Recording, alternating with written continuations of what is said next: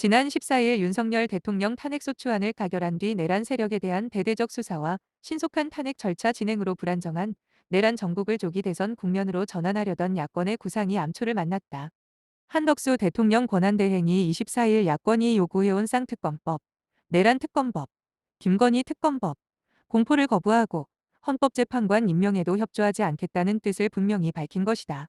계엄 국무회의 참석 등 내란 연루 의혹에 따른 부담을 덜기 위해서라도 압도적 여론이 요구하는 수사와 탄핵 절차에 협조할 것으로 예상했던 한 대행이 예상치 못한 행보를 보이자 야권은 당황한 모습이 역력하다. 대체 한덕수가 왜 저러는가를 두고서도 더불어민주당 안에선 여러 관측이 나왔다. 일부에선 한 대행이 지금까지 알려진 것보다 더 내란에 깊숙이 연루된 것 아니냐고 의심한다. 민주당 지도부에 속한 한 의원은 내란 공범으로서 처벌받을 기로에 서 있지 않나. 주어진 역할을 잘 이행한다고 해도 추후 선처받을 가능성이 없다고 보고 시간을 끌면서 결국엔 윤 대통령을 돕는 쪽을 선택한 게 아닌가 싶다고 했다. 수도권의 한재선 의원은 다른 견해를 내놓았다. 그는 헌법과 법에 따라서 판단하겠다는 말은 내가 책임질 이유가 없다는 뜻이라며 평생 공직 생활을 해온 사람인데 마지막에 내란에 연루돼 불명예스럽게 퇴장하느니 최소한 보수 진영에서 자신의 명예를 어떻게 지킬지 그 고민만 하는 것으로 보인다고 했다. 결국 민주당은 이날 한대행 탄핵을 당론으로 결정하고 탄핵소추안 발의까지 마치려다가 막판에 보류했다.